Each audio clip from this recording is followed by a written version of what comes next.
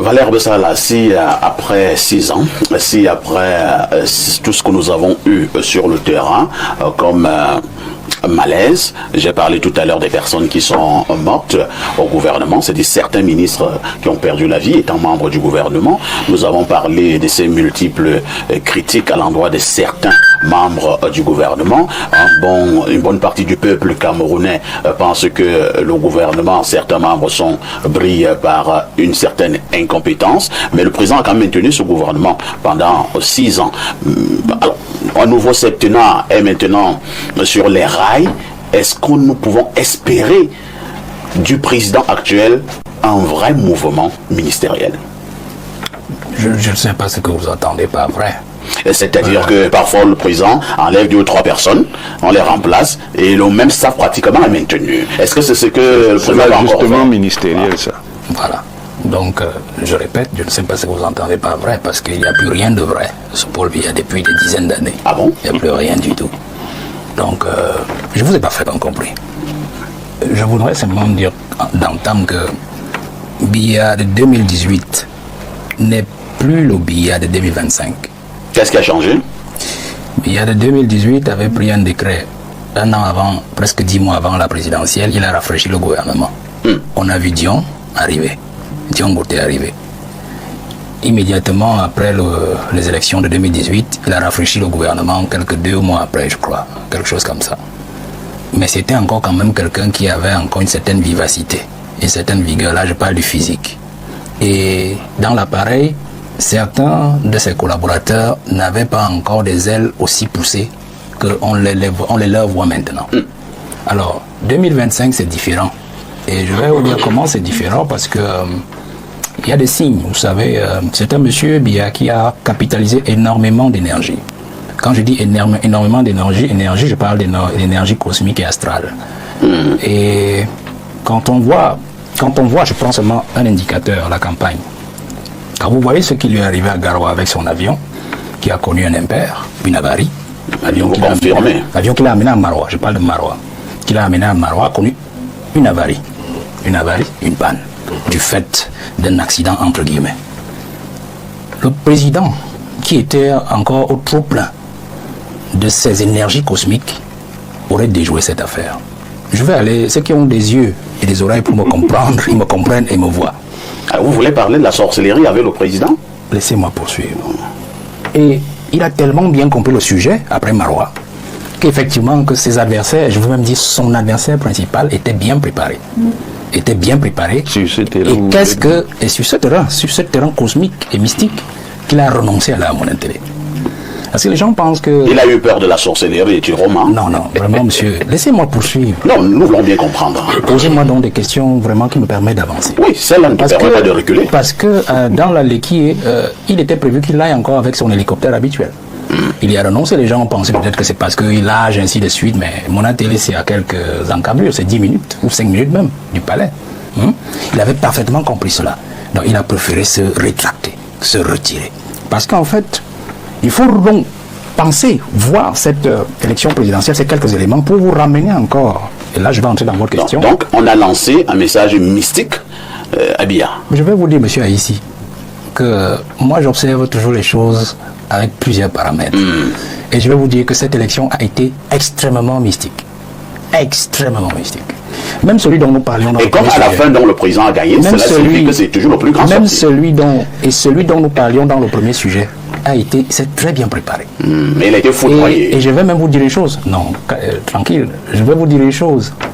Issa Chiroma a justement gagné la bataille mystique. Ah bon? C'est-à-dire que si je vous donne les 2 éléments du président sur l'avion du président à Maroua et sur son retrait à Mona Télé, c'est-à-dire renoncer à y aller, je vais vous dire qu'il a gagné la bataille mystique, mais Biya lui a arraché la victoire en plein jour.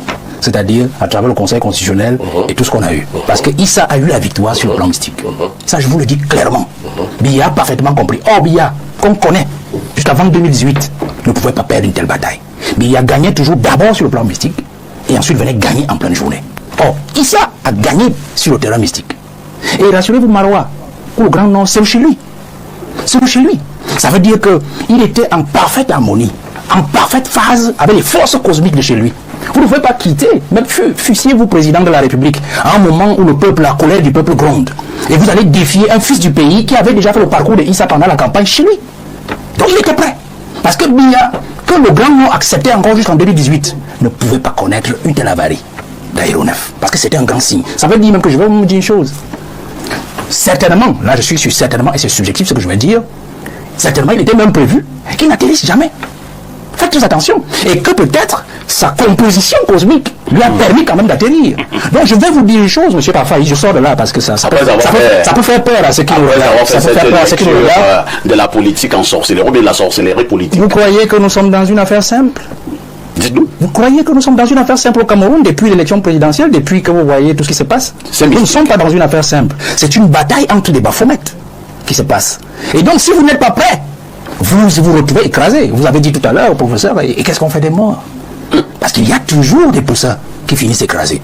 Alors je poursuis et je sortirai par l'analyse en disant que Biya a arraché cette victoire au grand jour que Issa lui a prise dans la nuit. Ça, je résume tout ce que je viens de dire. Vous comprenez? Pour dire que Biya aujourd'hui, pour moi, je n'attends plus grand-chose de lui. Parce qu'en fait, il est affaibli. C'est pour ça que j'ai commencé par ses valeurs un peu astrales. Pour que vous compreniez ce que je vais dire à la fin. Biya est affaibli. Affaibli pourquoi? Parce que Issa est venu achever mystiquement ce que ses propres collaborateurs avaient déjà commencé sur lui. Biya est mystiquement diminué. Vraiment diminué. Vous insistez, hein? J'insiste, il est diminué. Je vous ai dit, sinon ceci de lui ne lui serait pas arrivé. Et il n'aurait pas reculé à mon intérêt. Il est diminué. Et donc, il est pris entre plusieurs feux. Le président. Le premier feu dans lequel le président est pris, c'est son incapacité physique déjà. Il est diminué, le président. Il ne peut plus faire ce qu'il pouvait encore faire jusqu'en 2018. Je prends cette limite-là, même s'il était déjà un peu fatigué. Mais maintenant, il ne peut plus. Pourquoi? Il est dépendant physiquement de certains de ses intimes qui s'occupent de lui. Vous comprenez? Même si dans son imaginaire ou dans son cerveau, psychologiquement, il peut encore réfléchir, il peut encore penser. Et quand je dis diminuer physiquement, ça veut dire qu'il ne peut plus avoir accès à la bonne information quand il la veut. Ça veut dire que diminuer physiquement, il ne peut recevoir que ce que ses intimes décident de lui dire comme information. C'est pour ça qu'il y a des choses parfois, et là j'en suis certain, dont il n'est pas toujours informé en temps réel. Je pense seulement à l'affaire Savannah. On a eu l'affaire Savannah en fin 2023, où lui-même il a appris par des câbles diplomatiques tchadiens et par des voies détournées que la SNH avait créé une structure nébuleuse, Savannah, et avait décidé de mettre la main sur le pétrole tchadien à travers le Padran Kotko. Je pense seulement c'est ça. Monsieur, je pense que le batelier Akere en a fait tout un mobile de combat. Ça, c'est un élément. L'autre feu, c'est le feu de ses propres collaborateurs, qui justement sont passés par ses intimes pour pouvoir l'atteindre. Pour pouvoir l'atteindre et l'affaiblir. Donc, ils l'ont affaibli pendant 7 ans. Et l'autre feu, c'est les membres du gouvernement, c'est-à-dire son gouvernement à lui, qui le prend à son propre jeu. C'est-à-dire que Biya s'est cru très malin en nommant un premier ministre qu'il savait qu'il ne pourrait pas gérer son gouvernement. Je ne dis pas qu'il n'a pas de personnalité, c'est un très bon travailleur, mais il savait qu'il ne peut pas tenir les grosses têtes du gouvernement.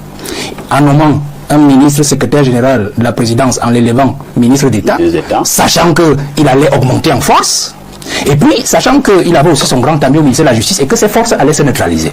Et donc il allait dormir tranquillement pendant 7 ans, laisser le Covid passer, ils allaient détourner tout, laisser les Cannes passer, ils allaient détourner tout, et tous les grands scandales que vous connaissez, pour ressurgir en 2025 et demander encore aux Camerounais une autre élection. En fait, Biya a tout fait pour s'assurer qu'il mourra au pouvoir. Parce qu'en fait, ce que nous sommes en train de voir aujourd'hui, c'était de ne pas travailler, de donner l'impression au peuple camerounais que non, ce sont mes collaborateurs qui dérangent. Moi, je suis déjà âgé, je leur ai confié au pays, mais ils n'arrivent pas à faire l'affaire. Et donc, de revenir, prendre une autre élection et d'aller droit vers un mandat qui pourrait l'amener ailleurs. Donc, je sors en disant que l'autre feu, le dernier, c'est le feu du peuple camerounais et de l'opposition consciente qui continue à se battre. Et justement, c'est ce peuple que nous avons réussi à réveiller. Et Issa Chiroma en a valablement profité.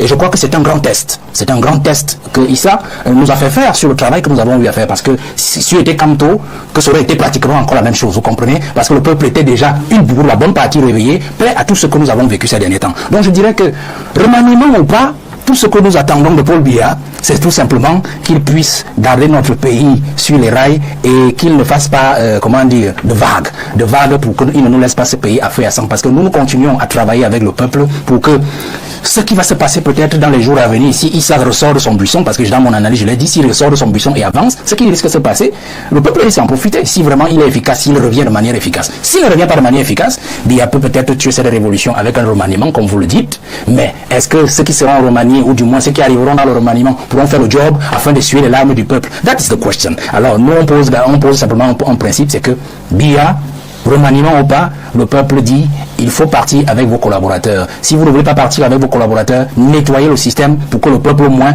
vous retire de sa vengeance, vous retire de sa colère, pour qu'au moins le Cameroun reste toujours debout.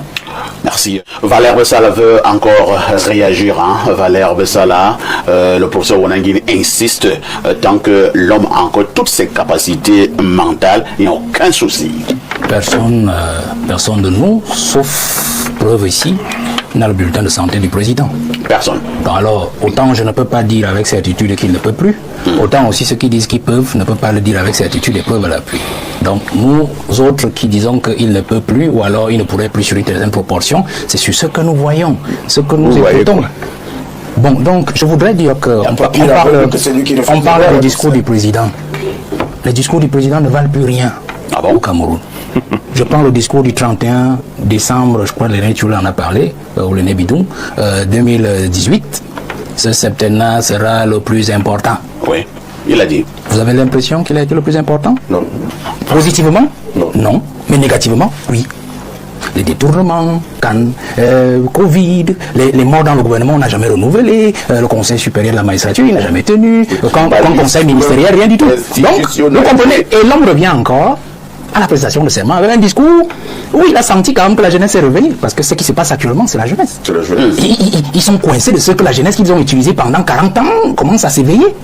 Et que la jeunesse de 2025 et de 2018 est en train de se démultiplier. Et c'est pour cela qu'ils ont fait une emphase, celui qui a rédigé le discours sur la jeunesse et la femme. Mais alors, et quand même il dit qu'il va faire la part belle à la jeunesse et à la femme, il parle des travaux IMO à haute intensité de main-d'œuvre. Ça veut dire des enfants qui vont prendre les pelles dans les quartiers, les truelles, et qui vont de la route, etc. Voilà ce que Paul Biya réserve à la jeunesse.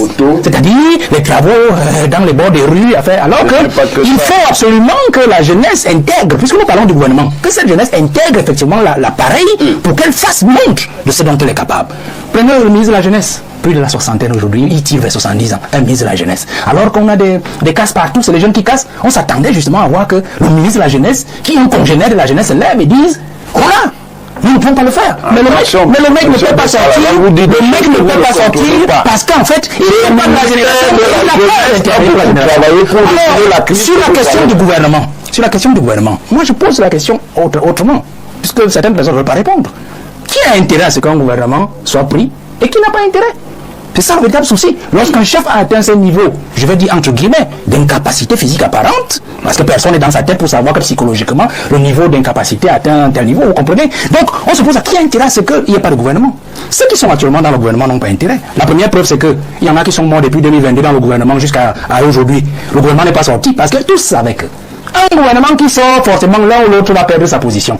Et que le Biya qui est fatigué maintenant là, on va vers la fin de Biya, c'est-à-dire la fin physique, mais aussi la fin d'un régime. Et donc, un gouvernement suppose qu'ils vont perdre la main sur la succession. C'est-à-dire que celui qui est RGPR risque de ne plus être RGPR au prochain gouvernement. Celui qui est ministre de la Justice, celui qui est ministre de ceci risque de ne plus avoir la même position. Et donc, c'est ceux qu'on va nommer qui auront la main sur la succession, puisque le vieux est déjà très âgé. Donc, à tout moment, tout peut arriver. Je m'en excuse, vous comprenez? Donc, voilà qui a leur intérêt. C'est pas eux. Ils n'ont pas intérêt. Et ils ont même commencé à introduire dans nos esprits une affaire de vice-présidence. Non, je suis sur le gouvernement. Une affaire de vice-présidence. Alors, qui aurait intérêt à vice-président? Je ne crois pas que c'est celui qui est RGPR. Parce que pour le moment, c'est lui qui tient le pays. C'est lui qui donne les ordres aux autres ministres pendant que le premier ministre se range les doigts. Instruction du président. Très bien. Quelqu'un a dit qu'il gouverne derrière les rideaux. Et donc, vous croyez qu'il aurait un intérêt à ce qu'il y ait un vice-président? Non, il va torpiller le projet. Parce qu'un vice-président suppose qu'on le démette de ses responsabilités ou de sa prégnance sur le reste des membres du gouvernement et sur l'appareil, et que ce soit le vice-président qui fasse le travail à la place de Paul Biya et que lui s'endorme. Donc nous avons un souci avec le Biya d'aujourd'hui. Je termine par là. Nous avons un souci avec le Biya d'aujourd'hui. Et je sors par là pour dire que le problème aujourd'hui, et ça c'est un appel aussi, à ceux qui partagent son intimité. C'est-à-dire que c'est le moment pour ceux qui sont dans son intimité, notamment dans sa cuisine, de comprendre que Biya vous a laissé cette année pour faire du Cameroun ce que vous voulez. Le pétrole de la SNH, les ministres qui détournent et qui parfois donnent des bakchiches à gauche et à droite. Il vous a laissé 7 ans. Permettez-vous qui partagez l'intimité du président de la République, que ce monsieur, ce patriarche, sorte par la grande porte. Permettez-nous de prendre vraiment, s'il faut, si on dit qu'il y aura vraiment un gouvernement, qu'il prenne vraiment un gouvernement pour nettoyer, qui châtie et qui essuie les larmes du peuple. Parce qu'effectivement, tout se passe dans sa cuisine. Merci. Hein.